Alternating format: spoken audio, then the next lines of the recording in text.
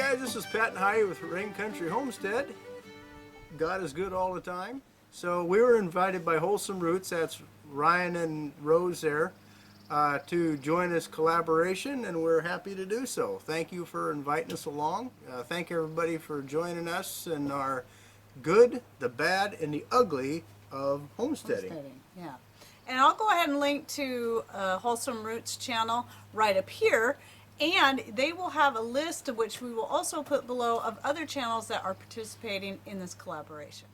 Okay, so starting off with the good, let me just read a quick list and then we can kind of expound on this. So some of the good things: self-sufficiency, frugality, and independence. So let's talk a little bit about those three things. Your self-sufficiency, your frugality, your independence, all of those tie into learning skills and acquiring the goods and tools in order to make yourself self-sufficient. So there's a really good feeling when you conquer another skill or you're able to fix something on your own.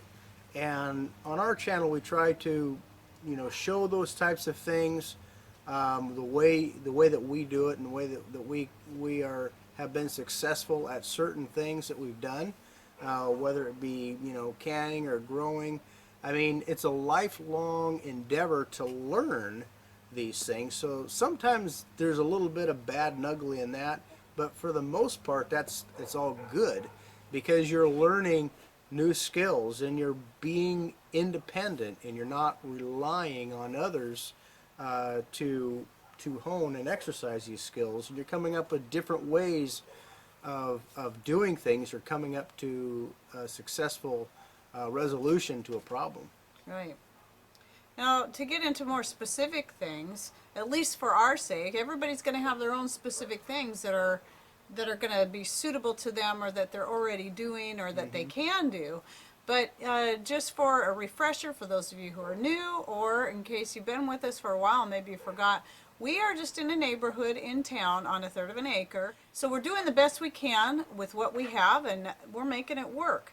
So what we have is, we have chickens, and the chickens give us eggs and fertilizer and entertainment, and a lot more than that too. And we do have a video where we talk just about what we've learned from our chickens over the past year. And I'll go ahead and link to that video right up here. And then there's the garden.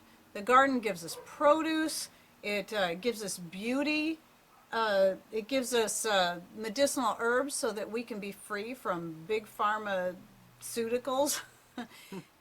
And then we can preserve any of the excess bounty we get in the form of dehydrating and canning and freezing and even fermenting, and making tinctures and stuff like that, so that we can have plenty to get us through the year. And then some of the DIY things that we do. A lot of people know that I make skirts and I make aprons. I make them not only for myself, but I also put them up on my Etsy store and sell quite a bit of those. So for us, that kind of thing, it's a way that we can also bring in excess income. So having the skills and the ability and the know-how to do these things can not only make it give you a more frugal way of living, making your own clothes, but then you can also earn a little bit on the side to help support. Yeah, what you're doing there at the homestead. So some of the other things, Mr. Rain, he makes a lot of different wood things. He's made stuff for around the house. He's built our chicken coop. He's made me a beautiful little shelf for my bathroom. He's made dehydrators for a wood stove to use either on the wood stove or next to it for dehydrating foods during the winter time when we're not getting lots of solar power. Pasta drying racks, mortars and pestles, all kinds of things like that that have helped us here, as well as helped to bring in a little bit extra income into the home. There's also the ability to just build things from scratch and creating things, fabricating, designing, creating all kinds of different things.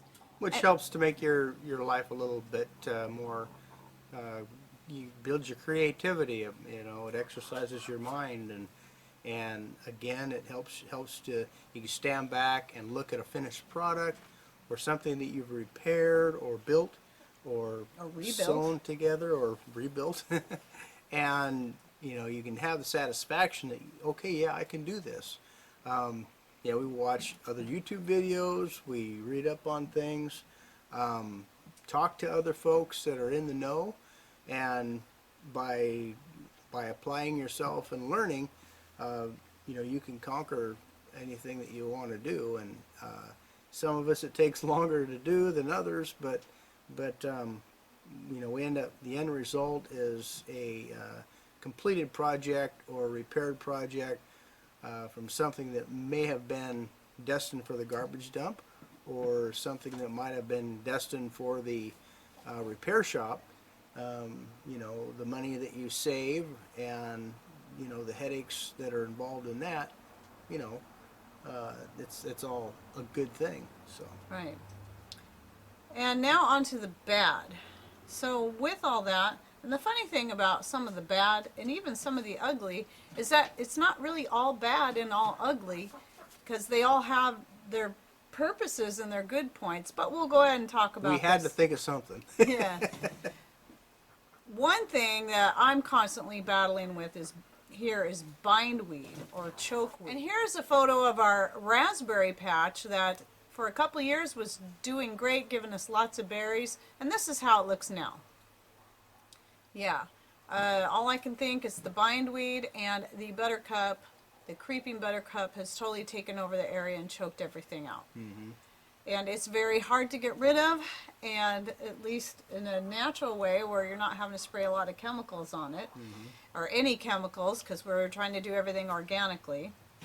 So if anybody knows how to get rid of bindweed or Other- morning glory, It seems like everybody's talking about just digging it up when the best they can. Anyway, then you also have pests in the garden, whether that be rats, mice, ants, aphids, and some of the other pests that other people deal with. Those are the things that we tend to have to deal with the most. And slugs. Slugs are probably number one. And so there's that mess. well, we had those little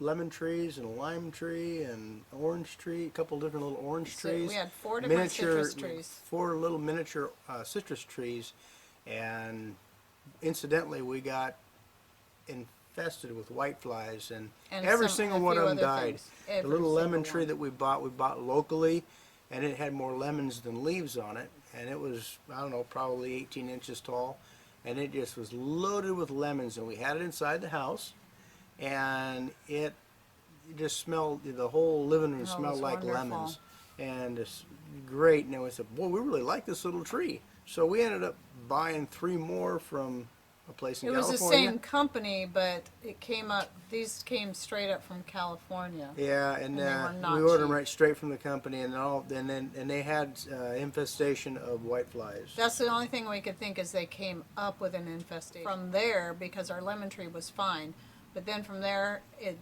got worse. It spread to the lemon tree, and we lost all 4. So that was both bad and ugly. It was rather heartbreaking, because not only were those trees expensive, we were so happy with that lemon tree, and losing that was really sad. It's been hard for me to even consider investing in citrus trees again after that one. Another thing is that just this kind of lifestyle is a lot of work. You don't really get a break. You have to really plan out a day, which has been my thing that working on, is planning to make sure that every Saturday I actually do get a break, that we actually do get a break, because it's constant work. There's no 9 to 5 job. You go to your 9 to 5 job, then you can come home and forget about it for the weekend and the evenings. No, it's not like that. It's a constant, there's always something that needs to be done. But that's also a good thing. Right. I mean, that goes back to being good. I mean, we chose this lifestyle for a reason. Right. I would rather be busy and not have idle hands and an idle brain. Because those things lead to destruction. But at moments, it can be ugly if you get exhausted or whatever like that. Yes. But you got to step back, Yes. take some time off. Like Heidi said, you can take a day of rest, and there's a reason why God implemented that. Right. So you back off and We need to rest our brain recharge. and rest our body. Right, recharge and get back after it the next day. And hand in hand with that is just a lot of times you just feel like there's not enough time in the day or in the week to get done all the things that you need to get done.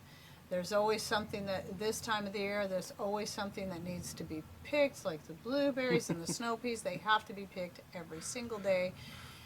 Pretty soon we're going to be having a whole bunch more produce coming in, and you know, there's always something that needs to be harvested on a daily basis. I have my dehydrators running daily, 3 of them now, every single day pretty much.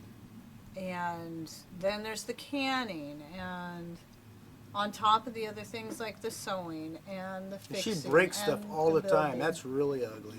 She is always breaking stuff, and so I always have to fix it. Actually, I haven't been so bad lately. But I don't know what I'd do without Mr. Rain cleaning up after me and all the things that I'm tearing apart. It's not that bad.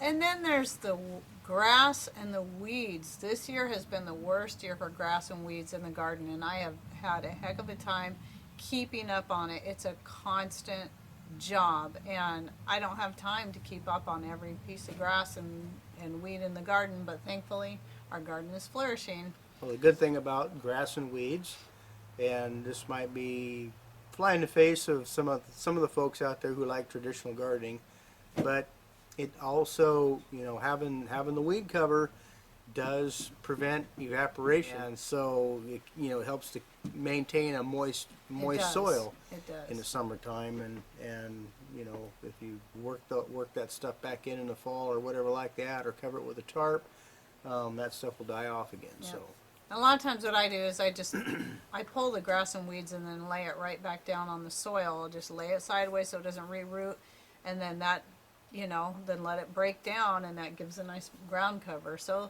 there can be good in those grass and weeds, and there's a lot of weeds out there that are actually good too, because they have medicinal properties, like the plantain that's trying to take over my garden. It does have a lot of good properties, and it's Right. edible, and it's really good for you.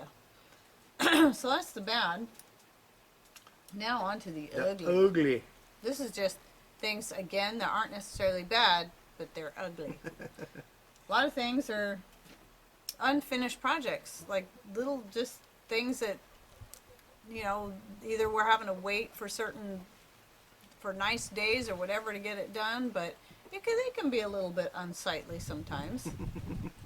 But it's also pretty in such a way because it's also extra materials that you got around. If nothing else, you can burn it, Mama. Oh yeah, the hillbilly piles. That's what he's talking about. Yeah, unfinished projects and hillbilly piles go together. And then there's the chicken poop all over the place. Anybody who's got any livestock knows that they go wherever they need to go, and sometimes you don't see them all, and you step in a bunch of it. So, But it also it's good too. and it brings about a beautiful product in the form of vegetation. So Right. you return that back to the soil to work back into your soil, and you get greeneries. And another ugly thing, even though we already talked about pests and I mentioned rats there, well, when it comes to, that's bad. But then you've got the ugly part of the rats, and that is the rat holes all over the place. Rat holes in the garden, rat holes in the yard, rat holes everywhere. Oh my goodness. So then we have a rat terrier dachshund that likes to dig at the rats, and thus making Bigger holes. bigger holes. So you have to go around and patch those. It's good when he catches them though.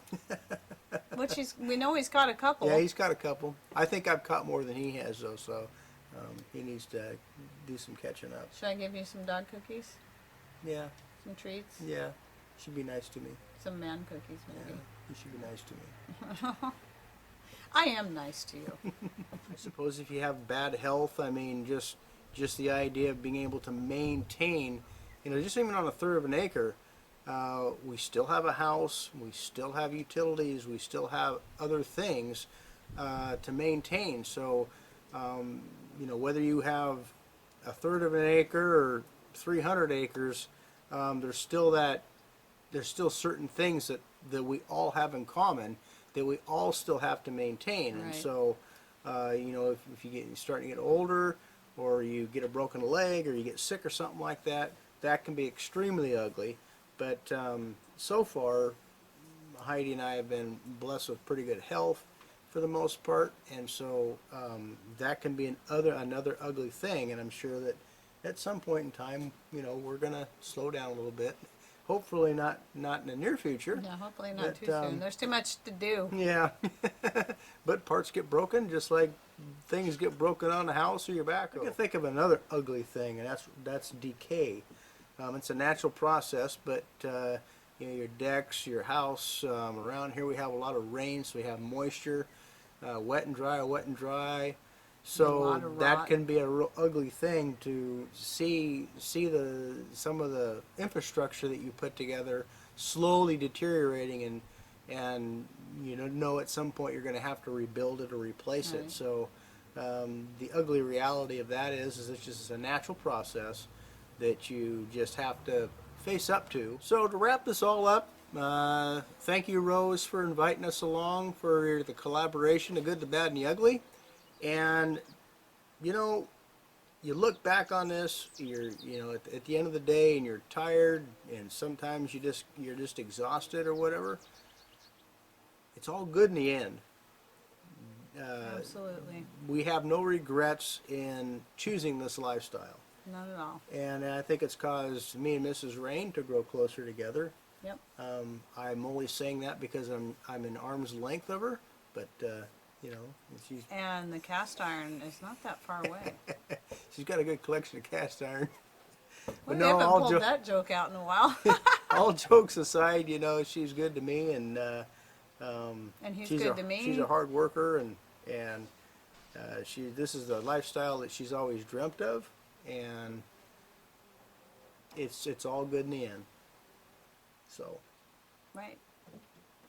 All right. Well, I hope you enjoyed this video, and that you'll also check out the other channels and their videos that they're doing as part of this collaboration. And again, I will put those channels in a list in the description box down below. Don't forget to hit the show more. Some people forget that. You've got to click on show more to see all of our links, our contact information, and those other channels that I'm talking about.